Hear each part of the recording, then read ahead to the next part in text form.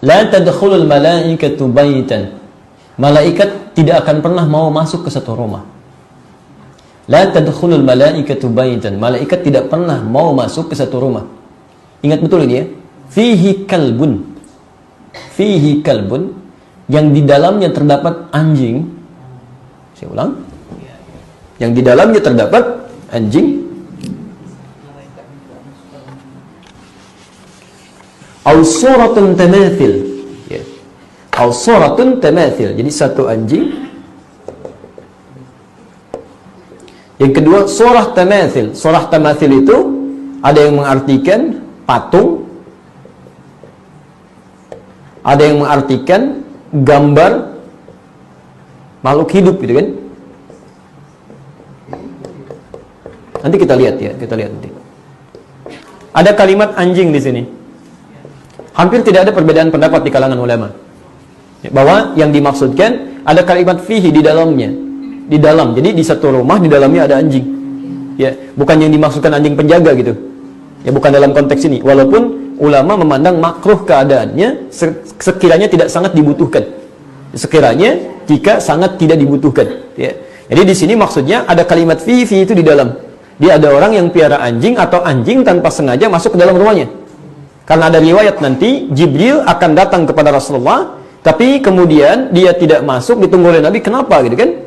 Ketika kemudian Nabi lihat ternyata ada anak anjing masuk ke sela-sela ranjangnya. Ya, kata Nabi, dari mana itu bisa masuk? Dia diketahui dikeluarkan. Ketika dikeluarkan baru malaikat turun. Dijangankan malaikat Mikail, malaikat Jibril pun tidak mau turun kepada Nabi saat itu karena di dalamnya ada anjing. Ya. Apa yang bermasalah dari anjing? Kata para ulama, lihat sini ya. Ini yang saya maksudkan penafsiran hadis. Pertama, ada yang mengartikan anjingnya sebagai hewan. Nah, kedua, ada yang lebih dalam lagi mengamatinya. Ya. Yang dimaksud dengan anjingnya yaitu najis yang melekat pada liurnya. Ya, najis yang melekat pada liurnya. Sesuatu yang kotor. Ya. Kenapa disebutkan dengan anjingnya dalam kalimat ini? Karena bahkan kita tidak bisa mengetahui kapan anjing menjilat tubuhnya. Sehingga liurnya menempel dalam tubuhnya. Kemudian dia duduk di kursi, duduk di tempat, masuk kemana-mana, jilat yang lain. Maka kotoran-kotoran ini menyebar, sehingga menjadikan malaikat tidak senang turun ke tempat yang kotor atau bahkan bernajis. Ya. Orang yang mengartikan anjing saja, maka dia akan membatasi yang penting gak ada anjing di rumah. Tapi orang yang mengartikan liur atau kotoran atau najisnya, dia memperluas. Malaikat pun tidak akan turun ke tempat yang tempat itu kotor sekalipun tidak ada anjingnya. Ya. Jadi hati-hati Bu ya, hati-hati. Tempat-tempat kotor itu nggak mau malaikat turun. Itu tempatnya setan, tempat jin. Ya, tempat jin, tempat yang nggak pernah digunakan untuk berzikir, tempat yang kotor tidak pernah dibersihkan, itu yang turun paling jin. Makanya suasana ibu masuk ke rumah kosong yang tidak ada penghuni, suasana masih kotor dengan rumah bersih itu akan lain. Saat masukannya udah beda. Nggak percaya silahkan ibu masuk ke rumah biasa gitu kan, tenang gitu, nyaman. Ketika masuk ke tempat yang kotor, suasana sudah lain. Sudah bau nggak enak, perasaan nggak tentram dan sebagainya. Jelas di sini? Nah, ini bagian yang pertama. Ya. Jadi ini malaikat tidak senang turun ke tempat-tempat demikian. Jadi kalau misalnya ibu ingin disinggahi malaikat tempat rumahnya, selain digunakan berzikir maka bersihkan, bersihkan, gitu kan? Dari yang kotor-kotor, dari yang tidak baik dan sebagainya. Ya. Yang kedua, gambar atau patung di sini. Ya. Di sini ulama ada khilaf, terbagi pada dua bagian. Khilafnya sangat ringan sekali. Ya. Yang pertama tadi yang tekstual, pokoknya gambar apapun, patung apapun nggak boleh gitu kan. Ini biasanya yang terlalu berhati-hati dia. Pokoknya setiap ada gambar, setiap ada apalagi patung macam-macam, maka itu berusaha untuk ditepikan, hilangkan. Ya. Yang kedua, menelusuri dulu maksud hadis ini kemana dengan membaca hadis-hadis yang lainnya. Ternyata ketika diperhatikan, ya, ibu di antara istri Nabi ada Sayyidah Aisyah. Ibu kenal? Kenal di mana? Luar biasa. Cuma di sini yang kenal Sayyidah Aisyah, ini tidak. Baik. Sayyidah Aisyah itu ya, putrinya Abu Bakar, istrinya Nabi SAW, itu dalam keadaan kecilnya itu masih pernah bermain dengan boneka dumyah, boneka kuda-kudaan. Oleh Nabi dibiarkan. Padahal kalau kita lihat konteksnya ke sini kan itu termasuk bagian dari yang dimaksudkan di sini gitu kan. Kalau lihat secara tekstualnya. Tapi nanti setelah berumah tangga, beliau pasang sesuatu, kata Nabi sobek itu, nggak usah ada di sini gitu kan. Jadi ada sesuatu yang diperkenankan, ada yang tidak. Ketika dilacak oleh para ulama, kapan Nabi memperkenankan, kapan tidak. Ternyata umumnya yang dilarang dari benda-benda ini, patung ataupun gambar-gambar, itu adalah gambar-gambar dan patung yang mengesankan, ya, mengesankan. Satu, ada nilai pengkultusan,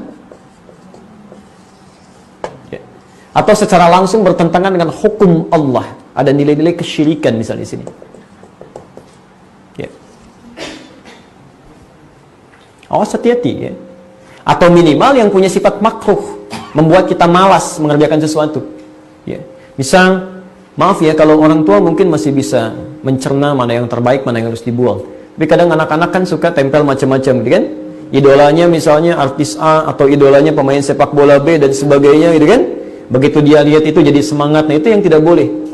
Ya, jadi seakan-akan benda itu diposisikan memberikan inspirasi seperti benda hidup. Itu yang keliru.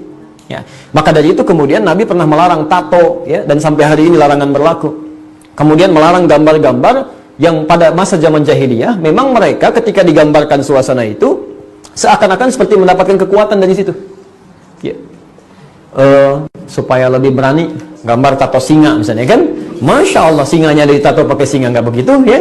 Kemudian dia tempelkan misalnya, sama aja nggak akan merubah sesuatu. Ya. Supaya lebih tampil begini, gambarkan ini, gambarkan itu sangat dilarang. Ya, sangat dilarang. Sama dengan nanda panjang misalnya. Ya, ada foto fulan, foto tertentu, begitu dilihat, duh, bagus ya, seperti ngelihat kita, misalnya gitu kan? Nah, itu sesuatu yang sudah keliru. Ya. Apalagi kalau sudah sampai dikultuskan. Ya, dikultuskan saya kan, dengan foto tertentu, seakan-akan ibadah menghadap ke situ, macam-macam dan sebagainya, doanya mohonnya ke situ sehingga tidak nyambung gitu kan? Nah, ini hal-hal yang dilarang. Ya. Kalau sudah sampai ke sini, ini yang paling bahaya. Ini yang paling bahaya. Dan tidak ada bedanya dengan zaman jahiliyah saat patung-patung dikeluarkan. Ya. Jadi di sini ulama kemudian yang kedua berpendapat, kalau sekiranya ada gambar-gambar yang melahirkan manfaat yang memang dibutuhkan untuk maslahat hidup manusia, itu ma'fu'anhu sifatnya, boleh digunakan. Ya, seperti misal saya beri gambaran, ini tegas ya, ulama di sini tegas sekali. Saya beri gambaran kayak anak-anak misalnya, atau fakultas kedokteran, atau di biologi yang menggunakan rangka misalnya untuk kepentingan penelitian, itu boleh. Sah hukumnya. Ya, tidak digunakan pada yang lain. Ya, ada rangka malam-malam dibawa ke rumah orang, disimpan di tengah-tengah, itu kan diajak tahajudnya, itu salah. Ya. Tapi kalau dia simpan di lab untuk penelitian, untuk menerangkan nih alurnya ke sini, nih alur ke sini, itu sah hukumnya. Boleh, nggak ada masalah. Ya. Atau juga misalnya gambar kita, foto yang ada di KTP, ada di mana, di paspor, gitu kan? Atau ingin mengenalkan kepada anak dan sebagainya, itu nggak ada masalah di situ. Atau kepentingan penyidikan, ya, bagaimana gambaran orangnya? Pokoknya begitu Pak, tolong dilukiskan. Saya nggak bisa gambar, nggak boleh, haram hukumnya. Ya nggak akan ketahuan orangnya, akan ketahuan, gitu kan? Ya, jelas sampai sini ya. Baik, jadi hal-hal yang sifatnya darurat atau jadi kebutuhan maslahat kehidupan itu masih boleh digunakan sepanjang tidak bertentangan dengan hukum-hukum ini. Jelas saya kira, insya Allah.